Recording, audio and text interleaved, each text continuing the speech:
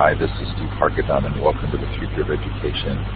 It is March 4th, 2013, and Richie Norton is back to talk about his new book, The Power of Something Stupid. Hi, Richie. Hey, how are you? Really glad to have you here.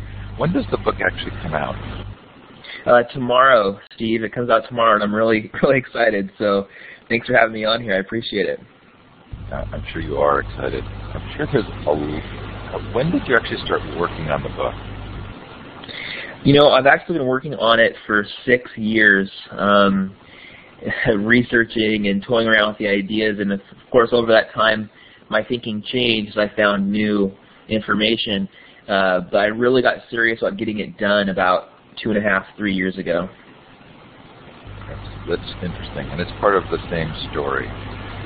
The Future of Education is brought to you by Mightybell, Mentor, and Blackboard Collaborate. Thanks to these organizations for support. It is a Web 2 Final Labs project. Coming up, we have so many fun activities. Starting on March 28th, this is the free all-day School Leadership Summit. It's a virtual event, over 50 presentations by school leaders and their peers. We have Don Zhao, Bill Brennan, and Michael Pullen. And you have some great featured speakers. Don't miss it. Really a lot of fun. We're hoping to build a really good event for school leaders. It's like the Global Education Conference, the Future Libraries Conference. If you're going to be at ISTE late June this year, please do come to our ISTE Unplugged events. They're all free. Crowd first activity to start with the all-day on conference, Hack Education with Audrey Waters, Saturday before ISTE. Anyway, lots more fun coming up in these virtual events. More get to be announced soon. These are worldwide free conferences that are highly inclusive. We love them. Coming up on the Future of Education tomorrow, sort of a double header. Richard Millington talks about social community management, and Ben Rhymes is going to talk about virtual book clubs. On Thursday, we're going to talk about childhood. Find my fuzzy sound. Well, the fuzzy background sound, David, is actually Richie. It's my fault. Turn his mic off, but we're going to live with it. Thank you, though. Anyway, lots of fun coming up this spring. Terrific interviews. I hope you can join us for some. If you've missed any, they are all recorded in full. Blackboard Collaborate form and then free versions. Roger Shank talked to us last week. It's so fun to hear him. His blog is called Education Outrage, and you can hear it in his voice. A lot of sacred cows left by the wayside. Dr. Roger. Before that, Gavin Dykes on student voice and entrepreneurship. Maurice Gibbons talks about self-directed learning. Those are all up on the futureofeducation.com website. This is a chance for those of you in the studio audience to indicate where you're listening from. Look for the star to the left of the map, second icon down. Click on it twice, and then click on the map. And it's always fun to have you post in the chat the time, the temperature, something that lets us know what your day and life are like.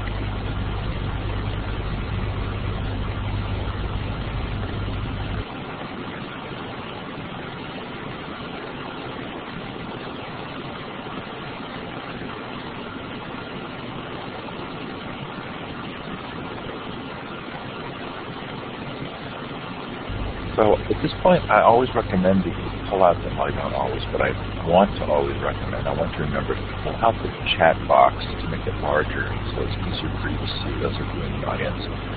So to the right of that, the top right of the chat box is a little options menu. Click on it, you can detach the panel, and you can pull it out, and you can even drag to make it larger or smaller. That will help you to follow the conversation. There's another way to follow the conversation.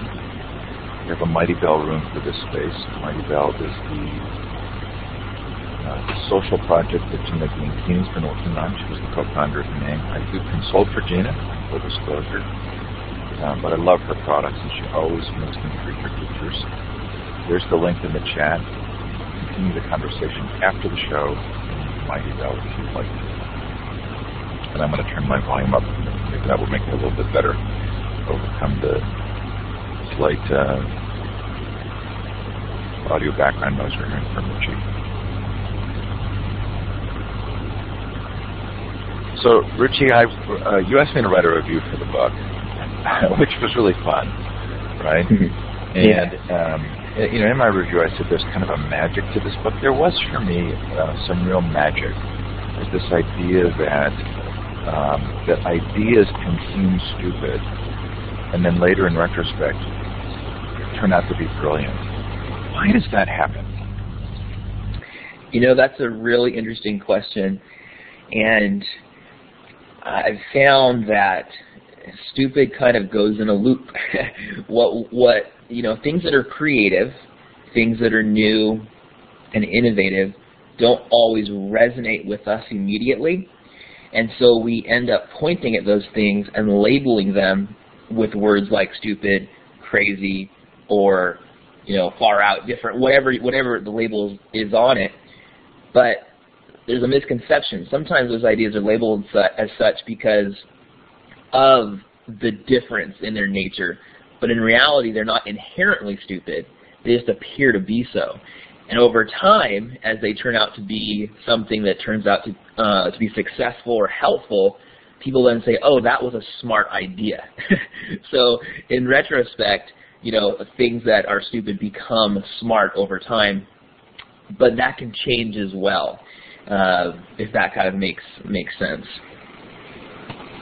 Well, so there is a difference between a smart idea that appears to be stupid and what you call unhealthy stupid, right? Right. So it's not just that every dumb idea is going to be brilliant later, but it's that we're sort of built culturally in such a way that sometimes it's hard to see the smartness of an idea. And the main lesson here really is for the person who has the idea. It's kind of like pulling back the curtain on what happens to someone who has an innovative idea. Right.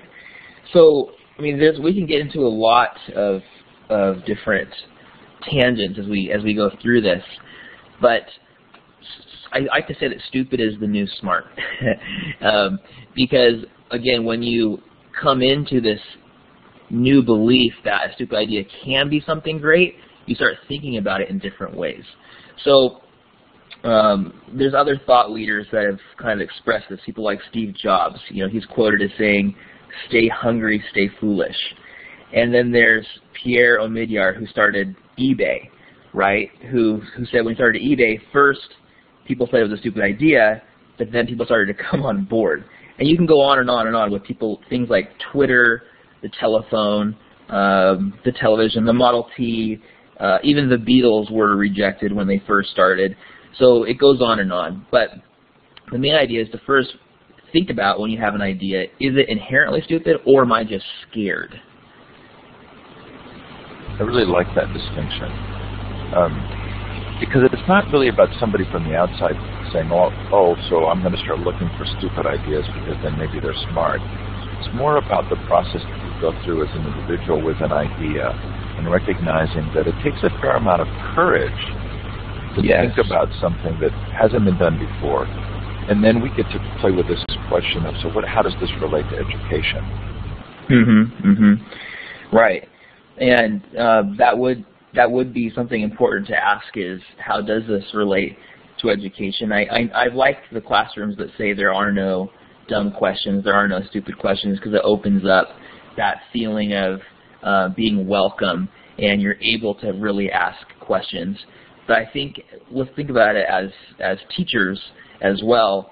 Are we, in all aspects of our teaching, being inviting in a way that we don't prohibit students from really leaning into their own creativity and being more assertive with their own intuition and ideas in the papers that they're writing?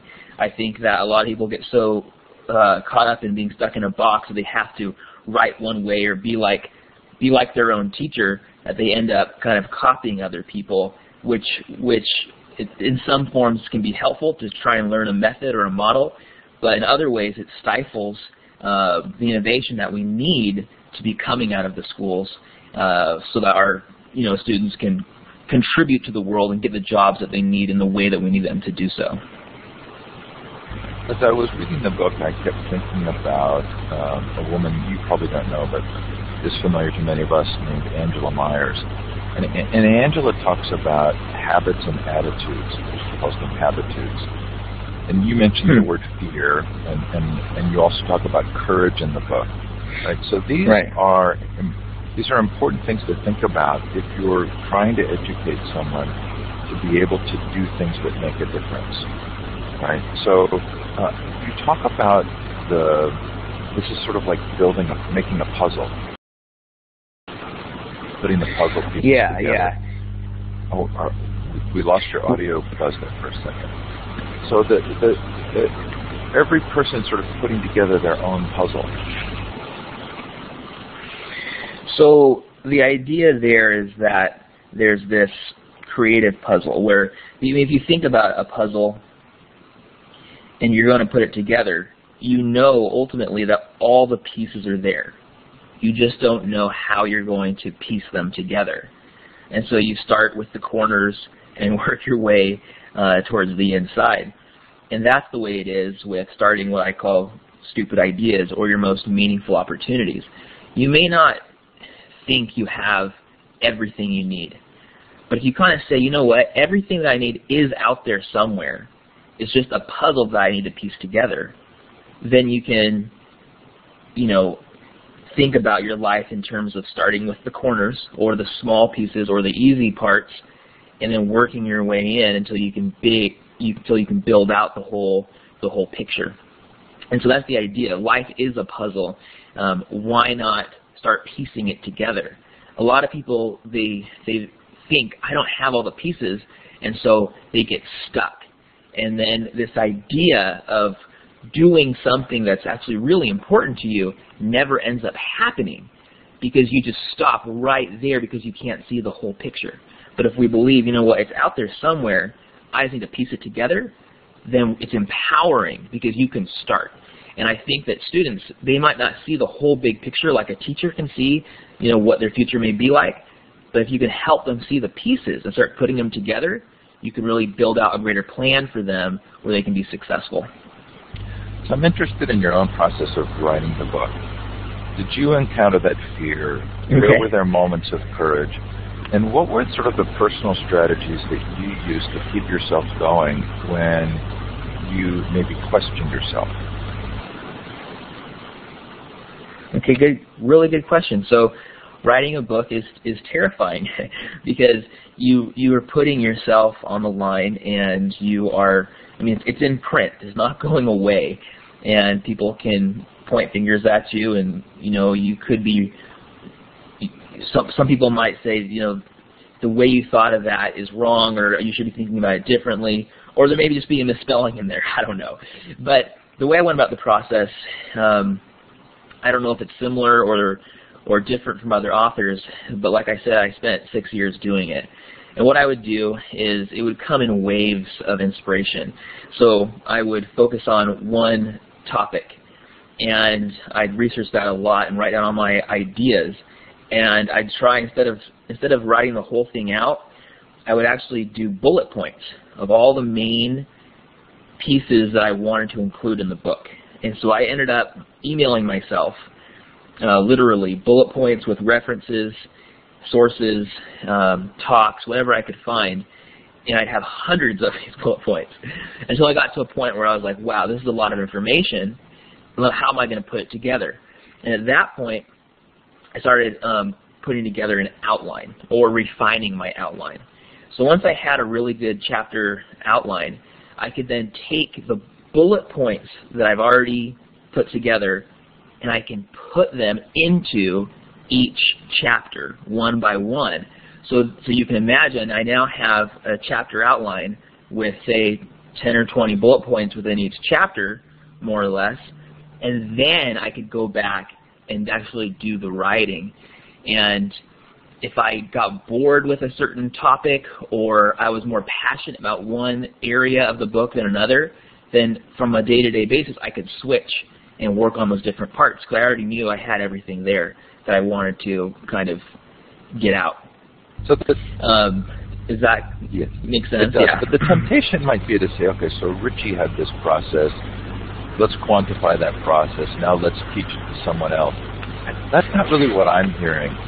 What was intriguing for me was first that you had waves of inspiration, right? So one of the things that I think that we understand better when we think deeply about learning is that it doesn't really come in 40-minute blocks, right? That some of this kind of learning is happens in your life in ways that you have to kind of figure out for yourself. And my guess is that learning journals help a lot of teachers to help students understand how they learn. But I also think it's interesting that we develop our own systems for creativity, which may not be the same. You emailed yourself notes. You know, I take notes in Evernote. Someone else may do a Google Doc. Right. But it is about kind of finding your own process, which is likely to be somewhat unique. It's true.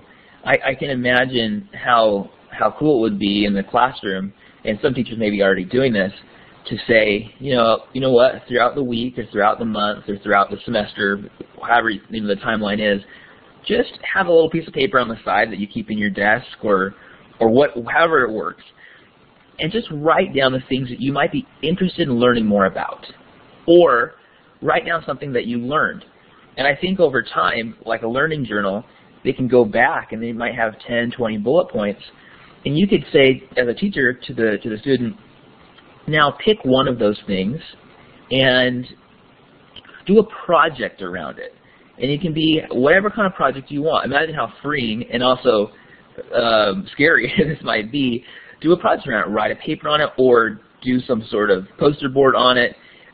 Go and do some service learning with it. I don't know. But they might be able to then kind of customize their education to their interests by going through this process of journaling, writing it down, and then reflecting on it, being mindful, and trying to make something come to life out of it. So I'm going to want to dive down sort of into two aspects of education. The first being how we think about students and creativity within your model, and then the second is sort of education change and teachers who are doing things differently. But before we get there, what's the relationship between the power of starting something stupid and resumes are dead? Oh, that's a good question. Well, look, I'll tell you what's interesting. I was writing The Power of Starting Something Stupid before I wrote Resumes Are Dead. And so I wrote Resumes Are Dead while I was writing The Power of Starting Something Stupid. So The Power of Starting Something Stupid really is about taking these meaningful ideas and doing something about them. Whereas during the process, I had people contacting me saying, Richie, I can't get a job. What am I supposed to do? Or I don't like my job, or I want to change it. And I had this idea that Resumes Are Dead came out because they were telling me I'm giving out 4 resumes a day, every day for 6 weeks. And I've only gotten a couple callbacks and no interviews. And I was just like, wow, the resume is dead. And so we went from, with Resumes Are Dead, I basically was writing a manifesto to my friends and family and people who are struggling in this area on how employers are looking at people now and how to network your way into a job, especially by getting experience through small projects that really show your best self to an employer.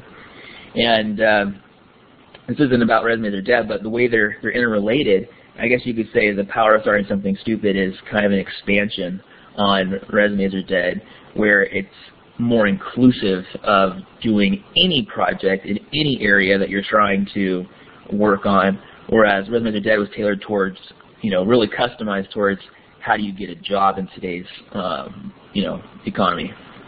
Yeah, for those of us thinking about education, there's a nice segue from one to the next. The message of the book also isn't about that this is going to be easy or that it's about being reckless, right? I mean, choosing this path is hard work. It's really hard work, but it's meaningful. If you're going to do work, you might as well do work that matters. The reason I mentioned I've been writing for 6 years, and then about 3 years into it, I got serious about writing it. The reason I got serious about it, and you might have asked this question later, but I'll just do it now, is I had a brother-in-law that passed away at age 21, unexpectedly in his sleep. And he was living on and off with us for about 5 years, and he became so close to our family that this experience literally shook us to the core. A few years later, we had our 4th son and named him Gavin after his late uncle, Gavin. And this sweet baby boy is perfectly healthy, and he ended up catching something called pertussis, or whooping cough. And he ended up passing away at only 10 weeks old. And I just realized, life is short, and it's not just some cliche. Life really is short. And if we have these ideas of things we should do, why wait? Around the same time, I was president of a financial services company, and I was doing interviews with hundreds of different people, especially people approaching retirement.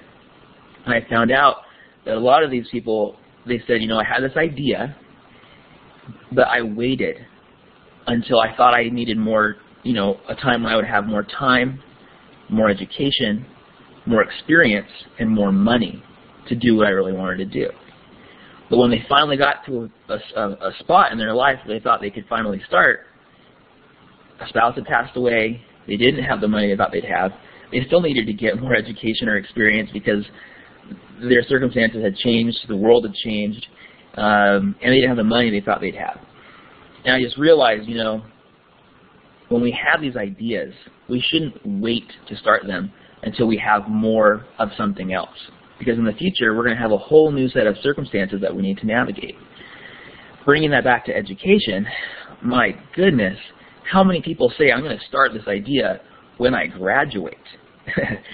Well, what if they don't have enough time in life? I mean, I'm just, just like my brother-in-law, what if you don't make it, But even further, what if you started that idea without the education? Maybe it sounds crazy. What if that idea, if you started it without your graduate degree or whatever degree you're working on, what if you started it in school and you got mentors like your teacher or someone from the outside to help you hone in and craft your message or refine your thinking? How much more valuable would your education be when you finally do graduate if you had all this project-based experience on this wonderful idea that you've been holding inside of you?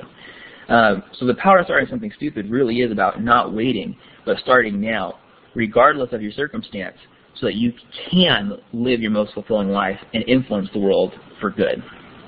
So I've heard that story of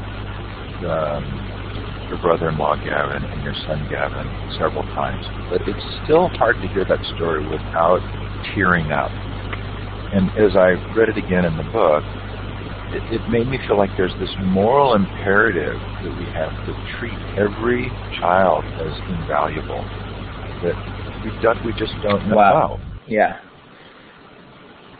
that's powerful. We just don't know. I mean, we never know. First of all, we never know what a child can become in the future. But regardless of that, we don't know how important that child is to someone in the now. Their mom and dad, or their guardian, or their relatives, or whatever. But I think we do need to treat each child. What if every class day were, kind of like your last class day, your last day of class? I know every day can't be that spectacular, but what if mentally you treated it like that? What kind of education would our kids be getting if we treated the classroom as if this is our last class? I think that could be, really, really powerful. Okay, so in the book you talk about this putting off or waiting as the deferred life plan. It feels like most of us have been raised with this, right? It's to pay your dues, do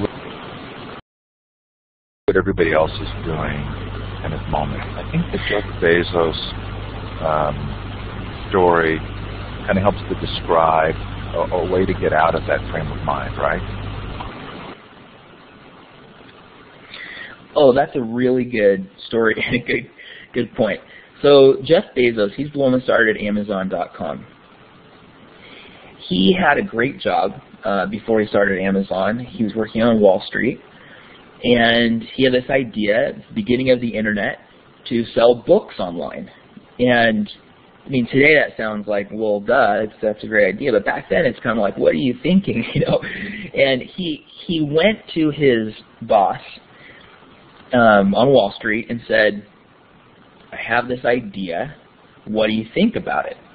And his boss took him on a 2-hour-long walk in the park. And long story short, said, you know what?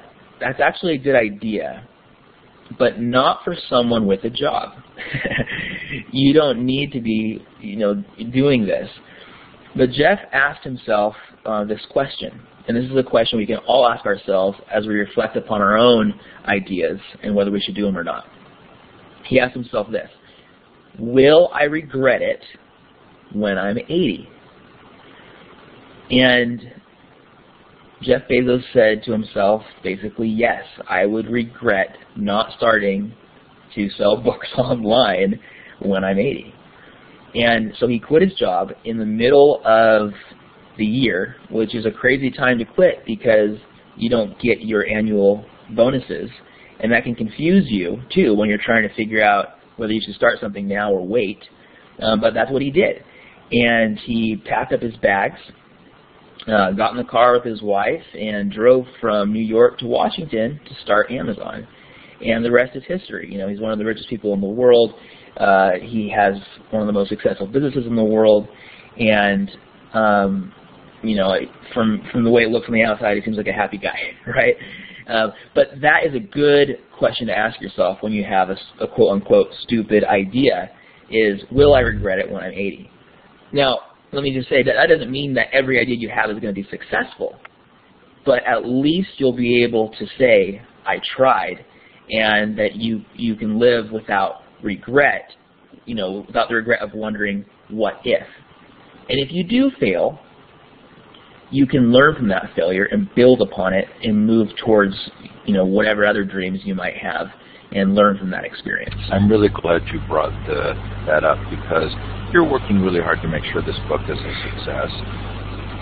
And we know that, thousands of books get published every year that don't sell, I don't know the exact numbers, but don't sell as many copies as the authors would like. And I do think that's a valuable perspective, that sometimes things don't work out, right, but you're doing something you feel is important.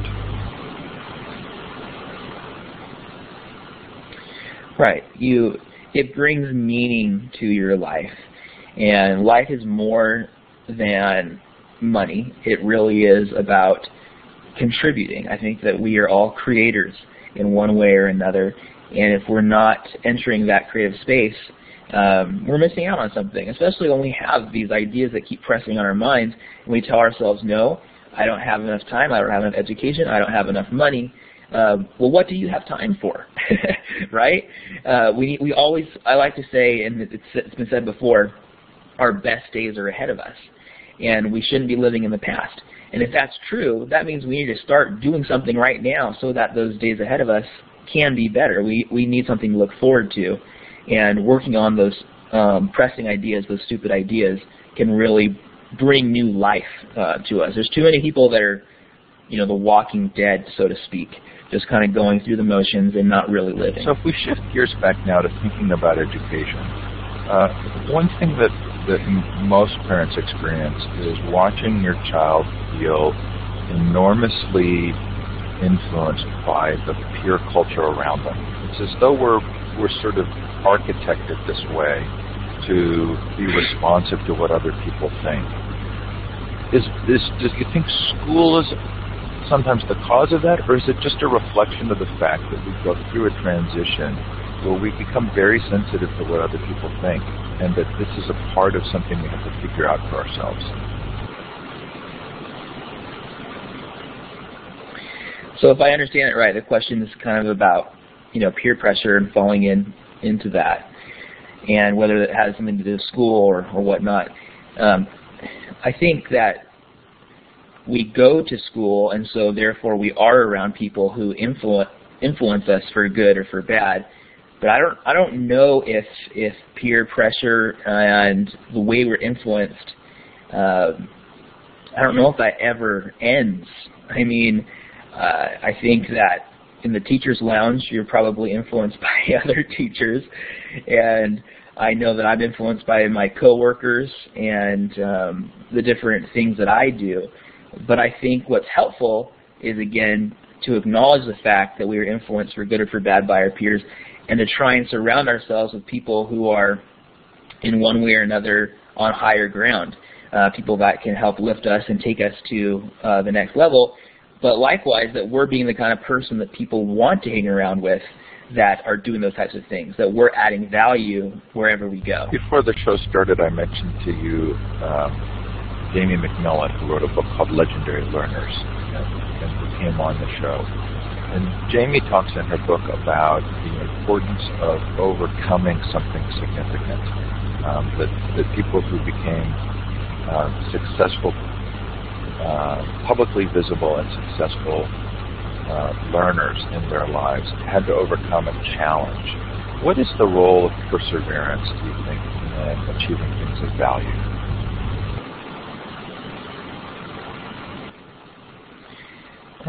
Good question.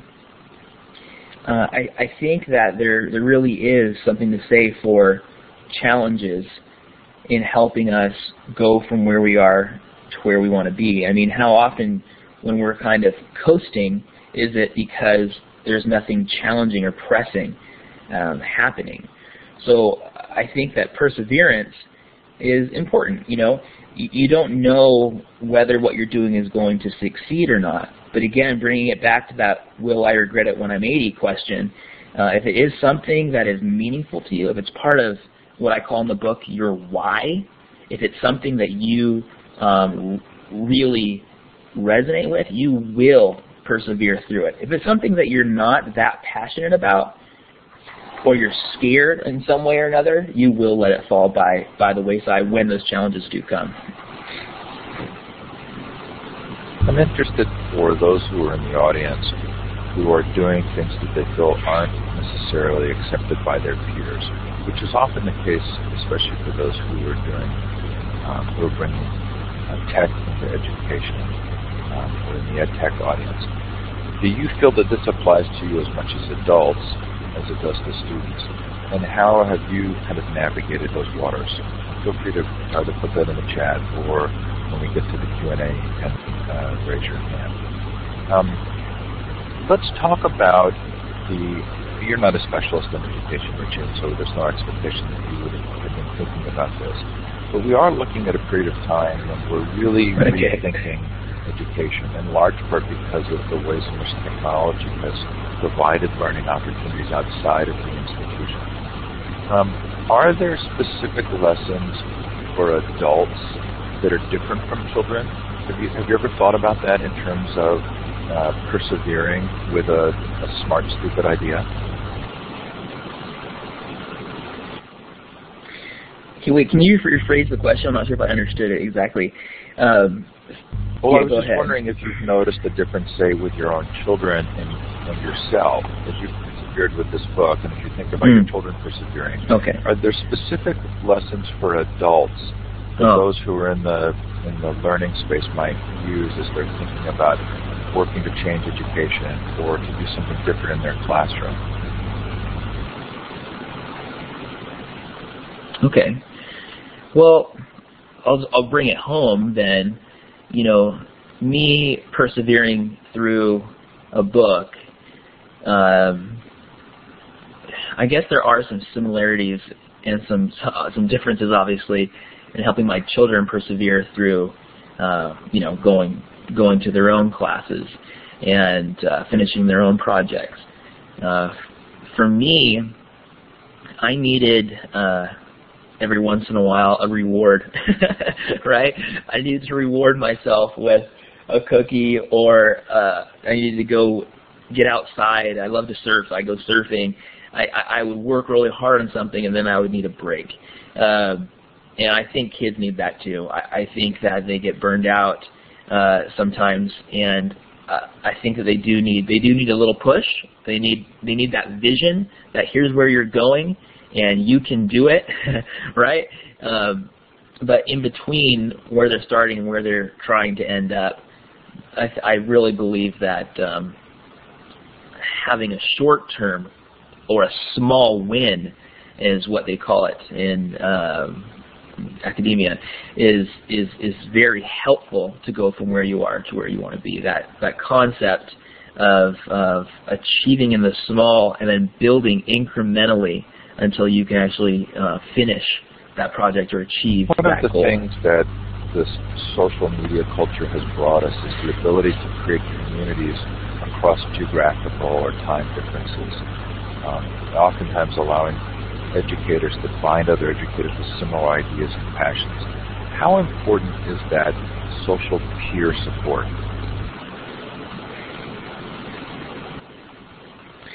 I think that it's really important, and I think that it's self-evident in the fact of how social media has grown so quickly.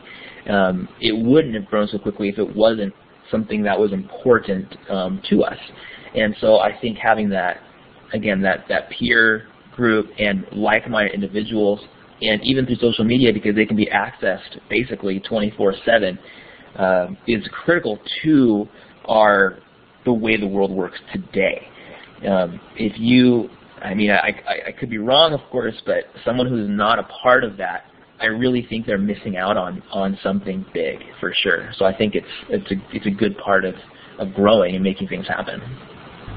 I read a review of a movie recently that discussed the fact that we have a hard time with movies now that don't have happy endings, right? That in fact, sort of Les Mis being one of the great examples of how literature for a long time has presented us with this idea that sometimes good people work hard and aren't rewarded. How does that fit into this, your own sort of personal sense of mission and accomplishment? Do you think that we are learning something that allows us to say that we don't have to accept suffering as a part of life and difficulty, or is there some sort of basic truth there that's still valuable to remember?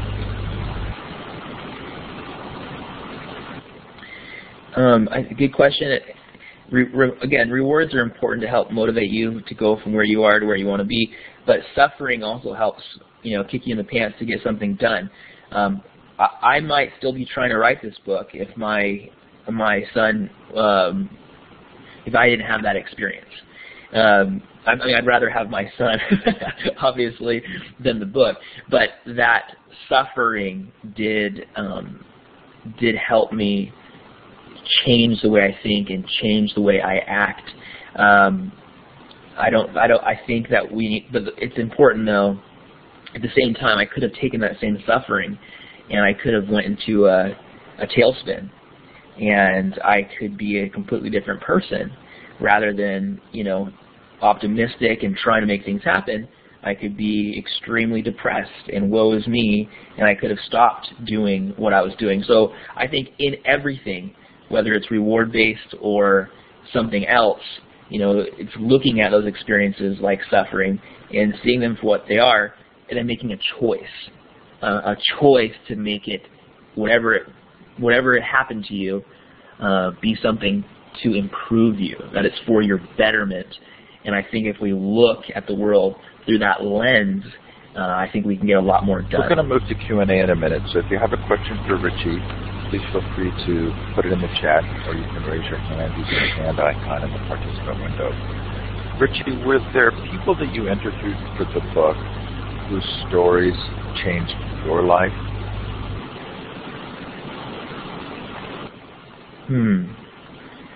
Yes, definitely.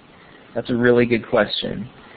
Let me think about one in particular. Well, okay, this one's really interesting. This is probably different than what you were expecting.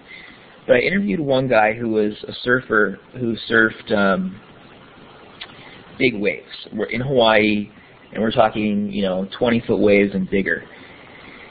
And his story kind of changed the way I approach my own work, because first of all, you can't ride a 20-foot wave if you don't know how to swim, right? And he knew how to swim. But what happened to him is he's riding this massive wave. Long story short, he gets thrown from the lip of the wave because the wind was holding him up too high. He came down to the flats. The wave came on top, broke right on top of him, and his board swung down, hit him in the leg, and broke his femur in half. And he ended up getting crushed by wave after wave after wave at Sunset Beach on Oahu, and there was no one there to help him until he finally saw someone in the distance. This is right before he thought he was going to die, and this guy swims over, ditches his board. This person's name was Andy. The surfer was Andy, and pins Andy on his own board. And after wave after wave would hit them and tumble them all the way until they finally got into the shore. Andy was fine. He ended up getting a metal pole in his leg. And while that's a cool story, what's interesting is he got back out in the water surfing big waves just a couple months later. And I asked him, first of all, why? Why would you do that, and how? And what I learned was surfing, well, this might sound weird to some people, but for him, was really, really important. And it took courage. It wasn't that he was fearless. It was that it was something that he loved. And the reason he was able to get back out on these huge waves was because he had fallen and gotten hurt on smaller waves over years and years and years. So he starts out on maybe a 2-foot wave, then a 5-foot wave, and he works his way up 10 foot, 15 foot, and then 20-foot waves. Where along that process, there were lots of miniature failures and successes, where he was able to build up a tolerance for success and failure. So when he got to where his big picture dream was, those big 20-foot waves, when he failed, he was able to then get back out there. And the reason that changed me is because that's the way we look at it. I mean, I look at my book, and to me, that was a huge, big picture dream. And I couldn't get there if I hadn't have written 1 or 2 pages a day, right? It took those small waves to get there. Now, this book, I hope it does well, but if it doesn't, I look at it differently. I look at it as, you know what, that was a wave that I might fall off of. And it might be one that I do well on. Who knows? But at least I know how to get back out there if I need to. And so I think that applies to everyone. And if you think about your big picture dreams and scale them down to smaller projects, you can build on top of those, and you can really make anything happen by starting small and going big. Well, there's some obvious parallels there to education, which is if we're hoping students will be courageous, innovative, thoughtful, hardworking, then we should be providing them with those opportunities on the smaller waves over the course of time to get to that place. Kate wants to know, Kate I love that. Says, I'm interested in your insights regarding determining whether stupid ideas are brilliant ones in disguise or really just stupid. How do you make the distinction? That's a really good question, and I get it often. And first, you have to decide whether you're going to do the idea or not. And at that point, I'll bring it back to the will I regret it when I'm 80 rule. If it's that important to you, you should probably at least try it. And then I say, you can't know unless you try. You can't know. Now, when I say try, that doesn't necessarily mean you have to, get another mortgage on your home or quit your job or do something monumental. Again, you can experiment with a project. And a project, the reason I say project, because if you say it like this, instead of saying, I have an idea to do X, tell yourself, I have project X. Because a project denotes a beginning and an end. And that means you can start it, you can do it, and you can finish it, and it can be a failure or a success. So test it out. Not the whole thing, maybe just a piece of it, and see how it goes. And if it works, that's great, move forward. If it doesn't work, you might want to move on or at least change it and test it out again. Deborah makes a point in the chat about in one of our sessions talking about the opportunities that U.S. children have to start over at every grade level. And in a lot of countries, if you take a certain test at a certain age and you don't succeed, you're pretty much stuck there. Was there a story in the book or a person that you met where you felt like their willingness to keep trying over a really long period of time, trying and failing, was inspirational to you? Is it maybe the Wright brothers?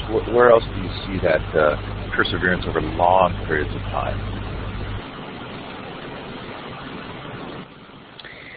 Good. The Wright brothers, definitely. This one, I don't know if this is a perfect example. It's this guy, his name is Mike Cologne. He is a celebrity wedding photographer, but he didn't start out that way. His high school counselor, career counselor, told him that there was a lot of jobs in engineering, and so he should be an engineer.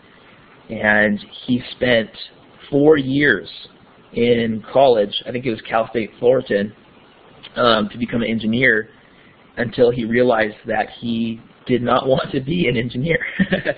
And he started doing photography on the side. And he ended up starting college over because of those.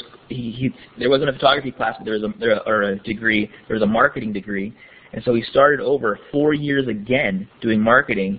So while he was doing that, he could learn how to be a photographer.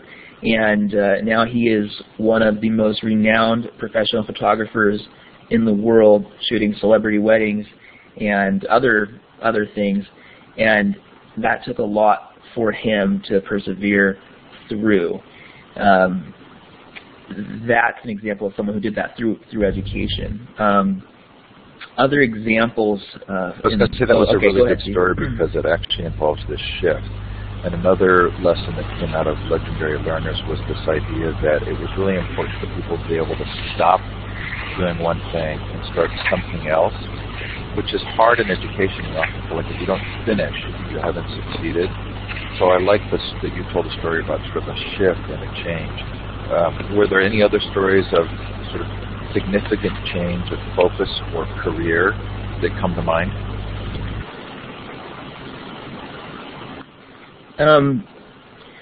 Well, here's one about perseverance. We all know this one, Walt Disney. We don't think of him, well, now we think of him as just the greatest success ever. But you understand, when he started and when he tried to get into it, I have a quote in the book where he was told that he wasn't creative enough to work in this space. And what's interesting is he took that. I don't know if he did this directly, but I have another quote from Walt Disney where he says, in his own studio, "We allow no geniuses around our studio." So I think he took that humility. He experienced something humbling, and he took that humility and brought it into Disney, where anyone who thinks that they're better than someone else, maybe shouldn't be around. Another wise person that said something similar along these lines was William Shakespeare. Here's a quote. He says, "The fool doth think he is wise, but the wise man knows himself to be a fool." Again, bringing it back to the humility of understanding that we don't know everything, but in not knowing everything, we can really make something happen. That's where we can see it. Another example, another great example. How about Paul Newman, the founder of Newman's Own? The salad dressing. He had his own career, and then he's like, I want to make meaning in the world with a nonprofit. He puts his nonprofit together and starts selling salad dressing, and has donated so much money to different causes. But when he started that, people said to him, "Are you crazy?" And he said, "Stick my face on the label of salad dressing."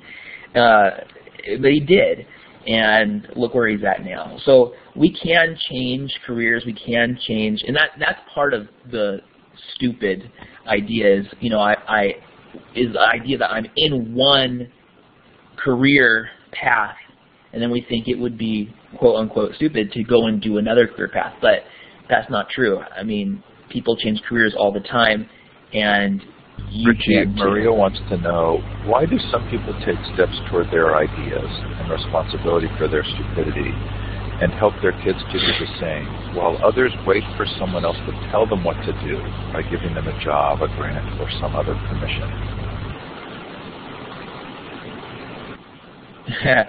That's the question of the year, I guess. I don't know. I don't know the answer. I really am a believer in being proactive, as Stephen Covey always taught. And I think sometimes maybe it's the way they're raised, maybe it's not. I know that in some families one kid's proactive and one's not.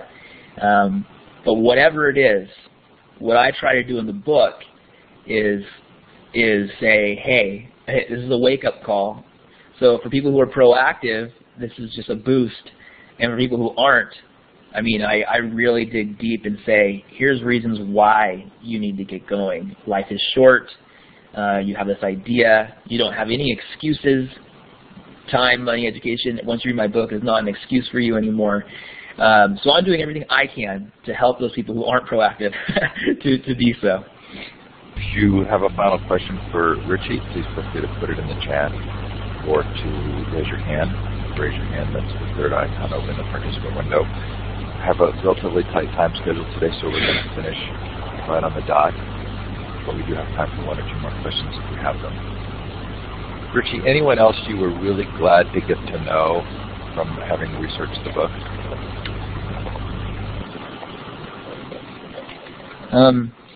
Good question. I got to know a lot of amazing people. One person that comes to mind is named Laura Casey, and she went through a divorce, and around that same time her brother was in a terrible accident. Around that same time her family's home was wiped out in Hurricane Ivan, I believe, and she was just sad. But she picked up her life because she believed that she could, ended up getting remarried and started a magazine called Southern Weddings, of all things, and now she is one of the leading people in her industry because she started this simple project, and now it's turned into something huge. And it was really inspiring to get to know her because she would say things like, you know what, you got this. and she was just so optimistic that despite all the challenges you may experience, if you do start, even if you have to walk through the mud and the weeds, you can really make something happen. I've given Maria Druchkova the microphone. Maria, just click on that talk button at the top left. Hello, can you hear me okay? Yes. Hey. Yeah. Richie, Hi, how are thank you for making the book, and thank you for appearing here. So I kind of want to follow up on some of the last questions about power and maybe some different people. Have you seen some communities or subcultures that encourage this power a bit more, encourage people to take chances? So there are some pockets of innovation and so on, Silicon Valley. Have you seen any subcultures like this at all? You don't know about individual people, nobody does. I don't know, nobody knows. But maybe cultures? Good question. Let me follow up on that, though. Are you speaking of like in the education sphere, or just or anywhere? Because we can reproduce in education sphere the good things we see elsewhere. So just if you have seen a place where a lot of people do it, tell us, please. Well, why don't I start with my kids' school? They are what's called a Leader in Me school, and it's my kids go to a charter school, and it's a 7 habits. You know, the 7 habits of highly effective people. It's a 7 habits school, and they really teach the kids how to live those 7 habits, and they inspire creativity in everything they do and leadership in everything they do. For example, this is a very simple thing that maybe a lot of schools do. Instead of a parent-teacher conference, it's a student-led parent-teacher conference where the student is actually telling us what they did, and the teacher's just kind of off on the side listening in. That's one example, is the Leader in Me program. I think leaderinme.com is the website if you want to learn more about what they do. I think that As far as communities go, I think there's actually communities around in innovation and creativity around some really popular magazines and books. And for example, we'll just say, for example, TED.